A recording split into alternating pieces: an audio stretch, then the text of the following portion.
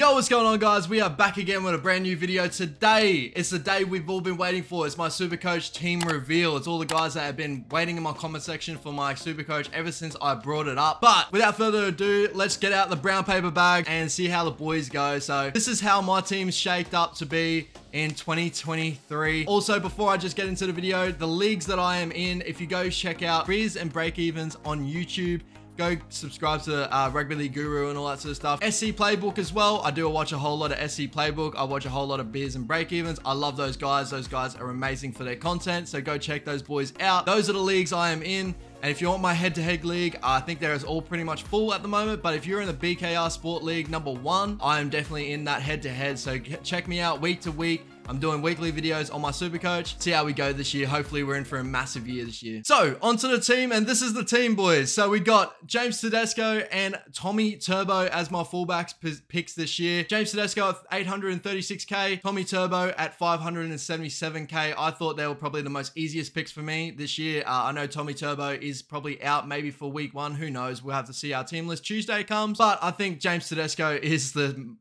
easiest pick to put here. Definitely, you know, for the start of the year, I know the Roosters usually have they start really slow, but their first game's against the Dolphins. If you don't think Tedesco is going to score at least 1 or 2 tries in that game, I don't know, like to tell you, but I think he's in for a massive year this year. James Tedesco, he is my captain to start off, unless I see anything different.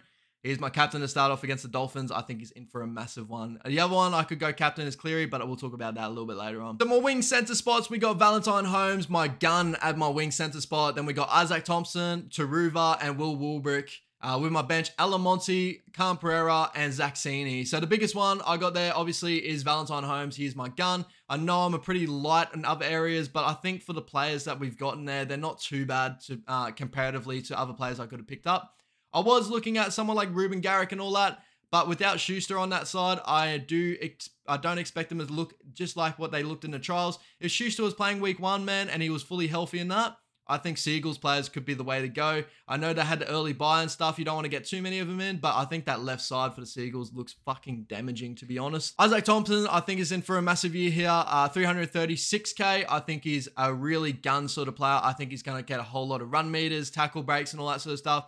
Latrell and AJ don't do a shitload of work from the back there with kick returns and all that sort of stuff. Latrell will rather pick his moments and that sort of stuff. We know him as that type of player.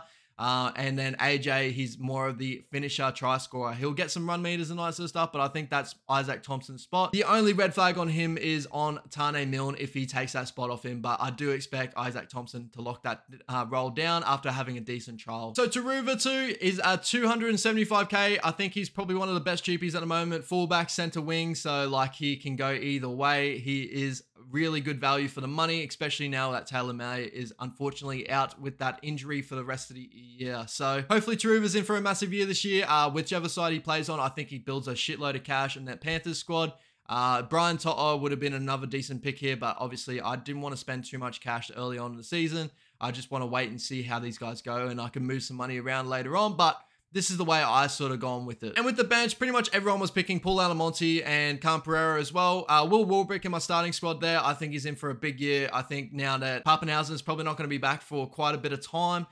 Nick Meaney's going to go to that fullback role unless shit changes. Who knows? But Will Warbrick looked like a tackle break freak on the weekend against the Warriors, unfortunately for my boys.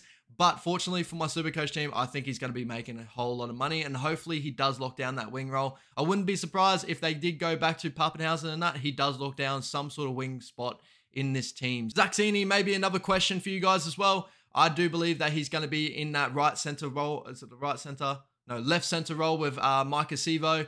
If not, he could definitely change out for Teamless Tuesday, but I think he's performs that well in the trials. I'm not too sure where Wanga Blake does fit in this lineup. I think he may even get the right winger spot next to Benassini. I thought that's where we saw most of his better football, but I'm not too sure how the Eels will run out there. Obviously not seeing too much of him in the trials and all that sort of stuff. So waiting for Teamless Tuesday to see how that forms out, but I think Sini's in for a massive year this year and can build a shitload of cash. Moving into my 5'8 role. So my 5'8, we went with Matty Burton. I know there's a whole lot of boys going for Adam Duahi, and or Dewey, whichever way you want to say it, Dewey or Dwayhe. I went with Matty Burton because I just honestly believe that the offseason, the time that these Bulldogs have had together and all that sort of stuff, Matty Burton and the combination with kick out shouldn't have taken too much strain over the year they've had apart. They had a really good combination as a center second row spot. I believe that he knows how to play with kick out, this and that. I believe that edge is going to be really damaging for the Bulldogs. And in that last trial, even though the Sharks kind of blew him out, they played amazing. The Sharkies played amazing in that game. When Kickout was on the field, the Bulldogs looked fucking awesome. And even without him on the field, they look great. But I think with Kickout there, helps out for a lot of try assists. His kick meters will be up hopefully this year. We'll have to see how he goes. I thought Kyle Flanagan maybe might, like the red flag there, he might take a bit of points out of him because Kyle Flanagan was running the show really nicely there, putting Matty Burton in the right places. But that also means that there's more likely for tries for Matty Burton there, tackle breaks, all that sort of stuff. I'm really excited for him this season next to Kickout. He's not a bad pick at all, but I just can't trust the Tigers yet at the moment. We have to see how that team runs out. I know like you could flip at that when I got Oti Kamanu at my front row spot. We'll talk about that a little bit later. But I do honestly believe without Johnny Bateman there at the moment, seeing how they train, see what the Team List Tuesday runs out with. They got Luke Brooks in that halfback role. I'm not too sure their connections. Still, I'm just going with Matty Burton. I think Matty Burton's in for a really good year. I went that he's with my gut. I'm going with my gut. I'm just going to run with it. Joshy Schuster, I know he's been injured, but I will probably hold on to him. I don't see anyone around his price range that is willing to like step in that role and build cash at the moment. And he's saving me a whole lot of cash from bringing in someone like a Kalen Ponga and that, which I did look at one stage, bringing in Kalen Ponga, but I can't justify doing that at the moment. I'm just have to wait and see on Kalen Ponga and see how he goes this year.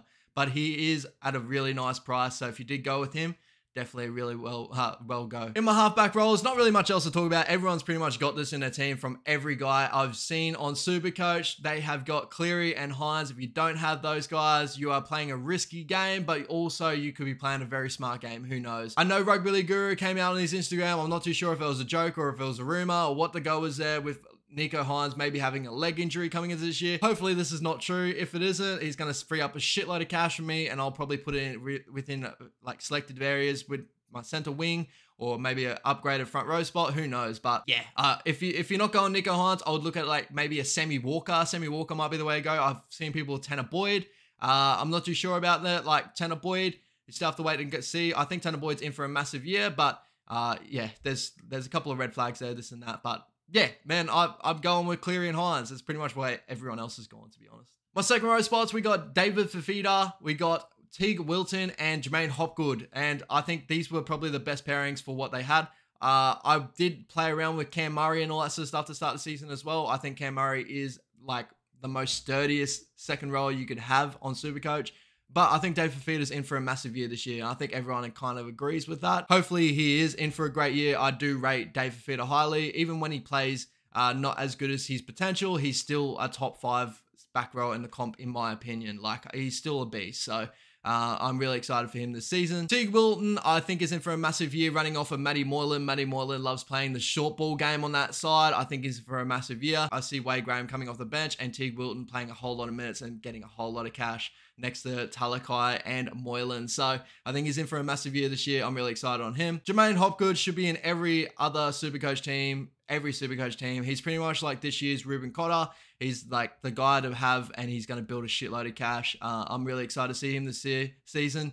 Gets through a shitload of work, look really great in the trials. I'm really excited to see Hopgood. Eli Katoa is probably one of my most excited watchers this year. I have got him in my Supercoach team, but I think the Melbourne Storm are going to get him to the potential we've all seen him to be. Hopefully they do anyway. He can run off those really nice short balls from Jerome Hughes. Jerome is well known for doing that as well. It opens up his running game quite a bit as well, having a nice barnstorming back rower there. And it pushes Big Nelson to run around in the middle as well and not have him on an edge all the time. But, you know, they may even do a rotation. This is the one thing that's red flagging me with Katoa. Maybe if they do a rotation where Nelson pushes to an edge and then Christian Welsh and Josh King or something like that starts in the front row. But I think Ellie's in for a really good year this year and playing decent minutes there. Ray Stone and Dury are other boys that could change with Team List Tuesday.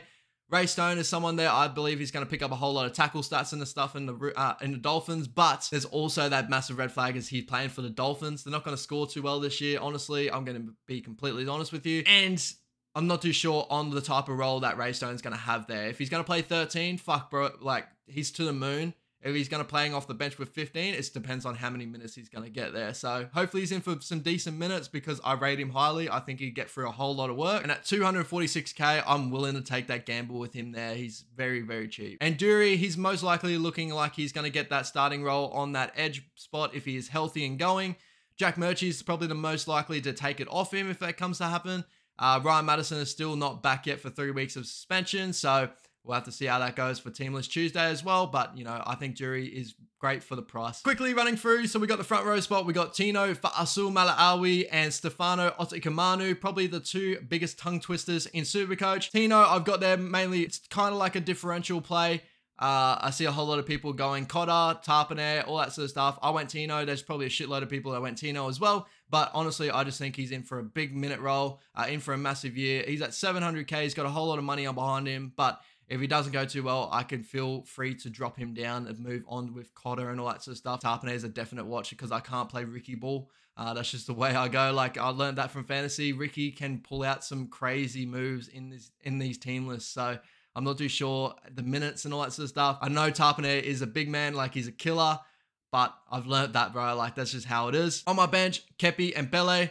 Kepi is there mainly because he's cheap. I do believe he's probably going to get a starting role, whether playing 13 and Jakub Trbojevic going to play up front, or he's playing up front and Jakub Trbojevic play 13. So I think he will start with the starting role, and he's a 2RF and front row forward as well. So I can bounce in between when I'm moving my cash around. He's a lot more... I'm able to push him around everywhere. And same with Tino and players like that. I can really move them around and free up cash where I need to free up cash. You may be thinking also Otikamanu, there's red flags on him as well. Obviously, how many minutes he may play and this and that with the Tigers forward pack. I saw in the trials a lot of great things from him. I just hope and pray they maybe either, if they start Twal or that, hopefully Twal's not on too big of minutes and Stefano could play about 50, 60. We'll have to see how that goes. Honestly, it's a big risk, but I'm willing to take it on Stefano. He's got a whole lot of upside when everything goes right. And lastly, moving on to my hookers, this is where all the brown paper bags went to. So I started off with Harry Grant. I started very safe and sturdy. I believe Harry Grant's in for another massive year this year, especially now Brendan Smith has moved on to a different club, so that hooker rotation's not there anymore. Wishart or something like that could definitely come in and take a bit of minutes out of him, but I saw the attacking upside out of him in the trials, even though they didn't look as amazing as they could have. Harry Grant was doing everything he could to get that attack humming, and he was the reason for the Storm to get their first try in that game as well against Shawnee J and all that sort of stuff. So I think he's in for a massive year this year, and to pair him up with Brendan Smith up top there, 478k, I think he's going to be in for a massive year playing a high minute role at the Sydney Roosters. Will get through a shitload of tackles, will break a shitload of tackles. I'm just hoping these error rates and all that stay a little bit down, but I think he's in for a really, really great year this year. So yeah, guys, hope you guys enjoyed the video. If you did, please feel free to like and subscribe down below, and definitely keep tuning in week to week. As I said, this team could definitely change if team list comes out. I've got 132,000 left in my bank account. So I could be playing around there to see who I could bring in and this and that. Definitely keep following my team week to week. Thank you so much, guys. Appreciate every single one of you guys coming back to my channel, and have a good weekend, guys. Take it easy.